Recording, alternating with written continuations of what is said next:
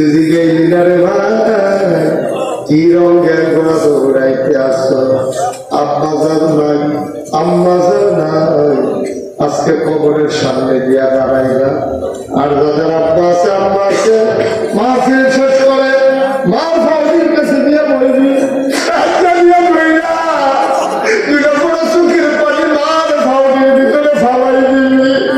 ডাক দিয়া তুমি আম্মা না যাই সেন হুজুরে কইয়া গেছেন, আম্মা তোমারে কষ্ট দিয়ে বলে জান্নাত পাওয়া যাবে না, যাবে না, তুমি আমারে মাফ কইরা দাও।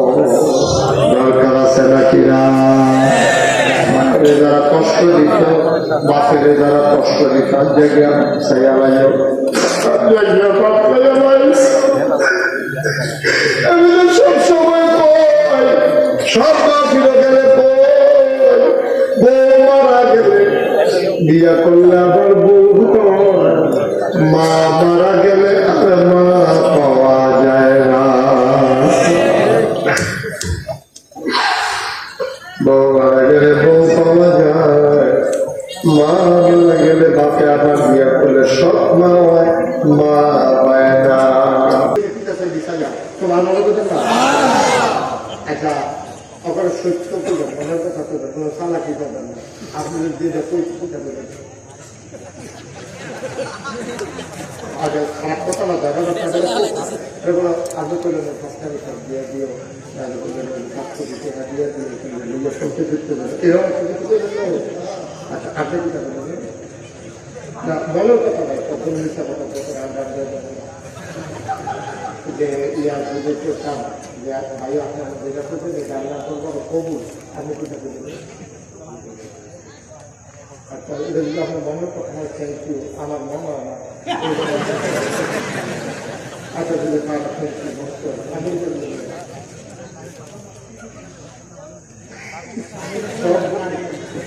এই একরামে করলেন হুন্ডা দিয়া শীতের ভিতরে দাম কি দাদালা বিভিন্ন জায়গায় যেহেতু ছোট ছোট মাসুল করিয়ে এটা গাড়ি হইলে ভালো আছে, এদের স্বাভাবিক। যার গঙ্গাইতে করলে ঘরে ভালো আছে, যার দুটো পাও নাই আমার সামনে কেমনে মানুষ যায়। আমি যে হাঁটতাম পারি না, দুটা পা হইলে ভালো আছি, যে তার পাও আছে সে কইল একটা সাইকেল হইলে ভালো আছি, যে তার সাইকেল আছে সে কইল একটা হুন্ডা হইলে ভালো আছি, যে তার হুন্ডা আছে সে কইল একটা প্রাইভেট কার হইলে ভালো আছি, আর যে তার প্রাইভেট কার আছে সে কইল একটা হেলিকপ্টার হইলে উঠে দিয়া জানান হইলে অংশগ্রহণ করে। আর যেদিন তাদের গ্রামে আমাদের পারলো কিন্তু করতে উঠলে সেটা করে দিয়ে সেটা আরেক বরাবর রান্না গালাম করে দিয়ে কেউ টুকার হইল। হ্যাঁ এই গাছ বার্তা কথা মনে আছে রেও কারে জিজ্ঞেস রে কারে জিজ্ঞেসে আনাসে বন্ধুরা বেড়ে তো কম না কিতা চাও কম না যেটা চাও এইটাই ফেলো ওই আমার কি চাও। আনাস চুপ করে বসে আছে। আল্লাহ নবীকে আনাস কি চাস? আনাসের চোখ উঠাইছে, মাথা আলগি দিছে, মনে দেয় গান ভাইয়া ভাইয়া পানি পড়তে আছে। নবী কই কি চাস কষ্টা চাইলে দেরি আর একটু দেরি করতাম না, জীবনে তোরে পেট পুরে একলা খাইতাম দিতাম পারছি না রে আনাস, তুই ক কি চাস? আমি সাওয়ারের লগে লগে দিয়া যায়। সুবহানাল্লাহ বানা রে। আমার আনাসের কি বুদ্ধি আল্লাহ দিছে রে। আনাসে ডাক দিয়া কয় ইয়া রাসূলুল্লাহ ইয়া হাবিবাল্লাহ, দিবেননি দিবেননি তোমার শব্দ আছে নাকি? তুই কই দিয়া না তৈরি দিতে না যখন চাপ। দুনিয়ায় 10 বছর খেদমত করছি, আইবত যারা খেদমত কইরা যদি আপনি আমি যা চাইতা দেন জান্নাতের ভেতর আপনি আমারে খাদেম বানায়া, জান্নাতের ভিতর আমি খাদেম হইতে চাই। নবীজিও কান্দে, আনাসও কান্দে। নবীজি আনাস রে তোরে তো বুদ্ধি হইছে করে রে, যদি সাংঘাতিক বুদ্ধিমান হইয়া গেছ তোরে তো বুদ্ধি হইলো কেমনে? তুই বড় জান্নাতটাও চাইলি না, জাহান্নাম থেকে বাঁচতে চাইলি না, কিন্তু কায়দা করে এমন একটা চাওয়া চাইছ দুনিয়ার ভিতরে সবচেয়ে দামি জান্নাতটা পাইয়া লাইছ। কারণ যদি তোরে আমি খাদের হিসেবে কবুল করে দোয়া করি, তাহলে আমি যদি যেই জান্নাত পাই, আমার খাদের যদি জান্নাতে থাকবো। বড় জান্নাত না চাইছ, তুই চাইছ নরম কইরা চাইয়ালাই সব বড় জিনিসটা। যা যা যা তোর দরখাস্ত কবুল।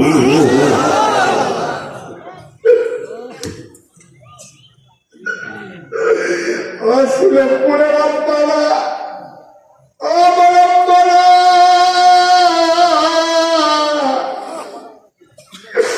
এই দুনিয়া টাকার জায়গা না।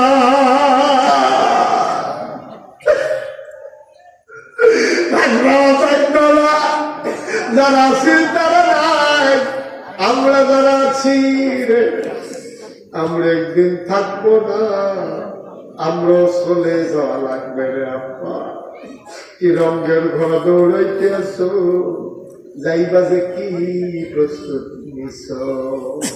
তোমার আপনার যে গেল একদিন ডাক দিয়ে আপনারে জিজ্ঞেস করি, আব্বা আব্বা আব্বা আমি কেমনে বাড়ি কবরে ঘুমার, আপনার জান্নাতে কম্বল দিচ্ছে।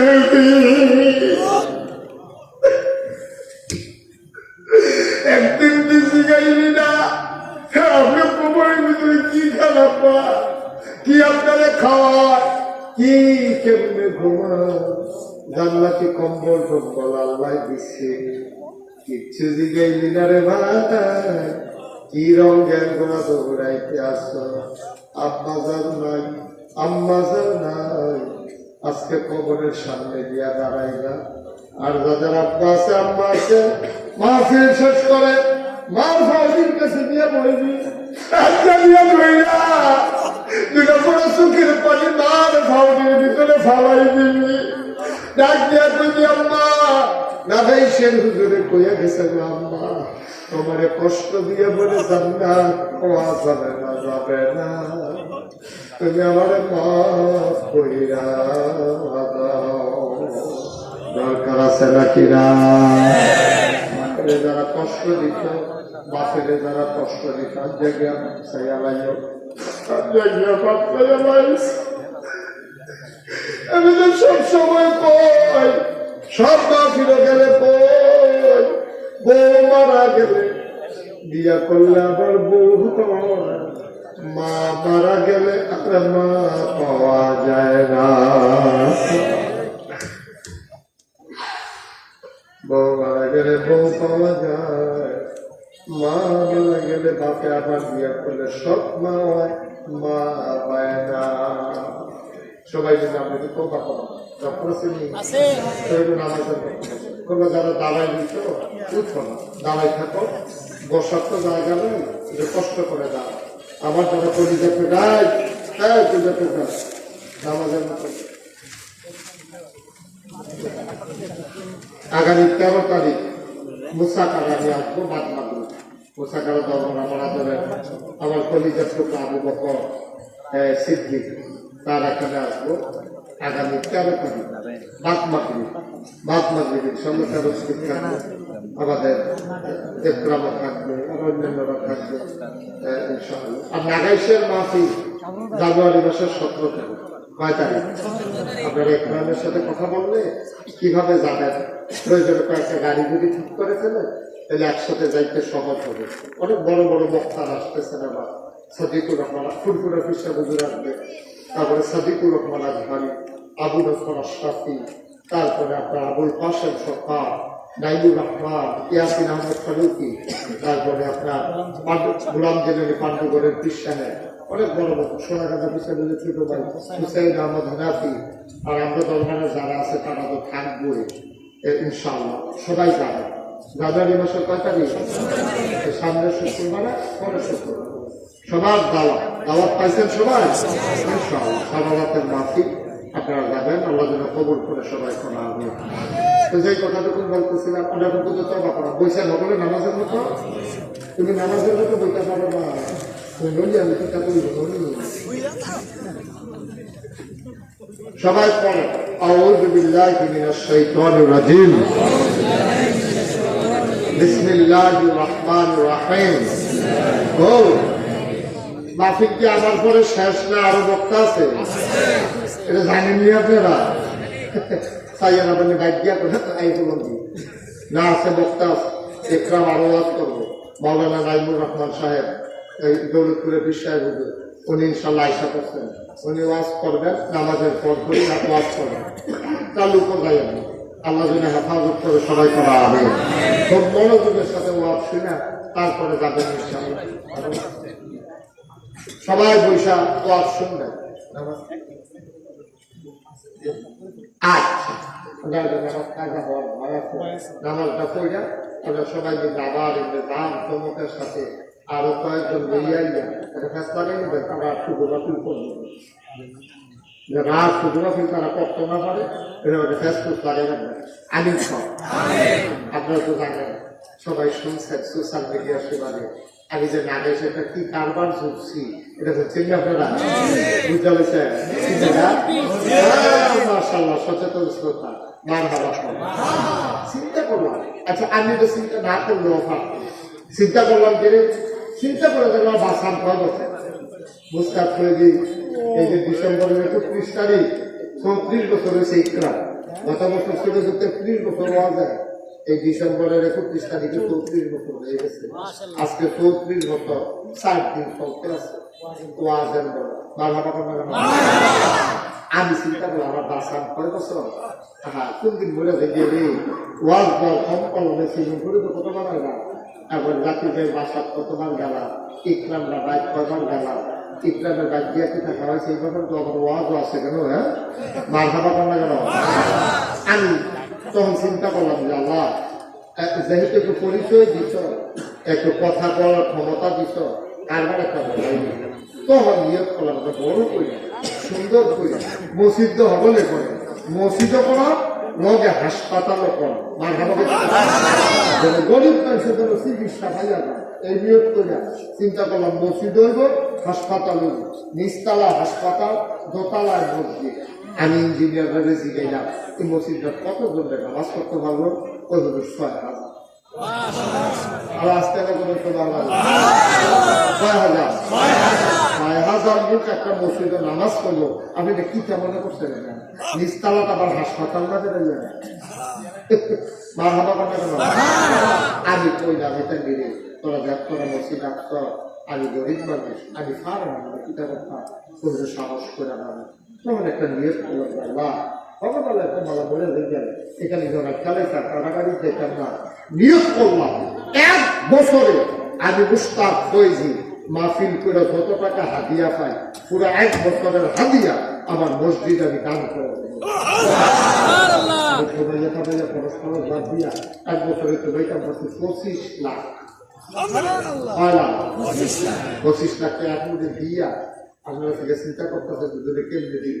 আমার ফরম বুঝতে আমার ফরম বুঝতে না, আমার যেই ফরম বুঝতে 25টা লাখ খাইয়া যাচ্ছি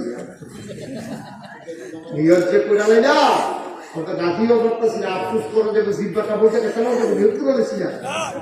25 লাখ টাকা পাইয়া মসজিদ দিয়া এরপরে কাজ তো ভালো বানা দেবো। এরপরে মসজিদের কাম শুরু করছি। আল্লাহ খাস মেহরবানি 2 মাসের 1 তারিখ আমার মসজিদের 1 তালার সাপ হয়েছে।